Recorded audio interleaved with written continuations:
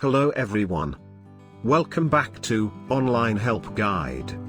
Today, in this video, I will be showing you how to delete a sent snap on Snapchat. First, open the Snapchat app on your phone.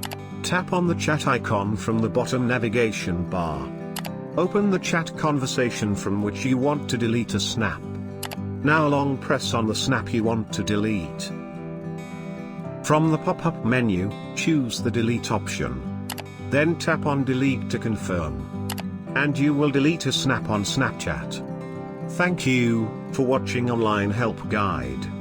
Hope this video was helpful and you're able to delete a sent snap on Snapchat. If you like our video, then don't forget to hit the like button on our video and comment down if you have any question or feedback. Also, if you are new to our channel, please subscribe and hit the bell icon to our channel.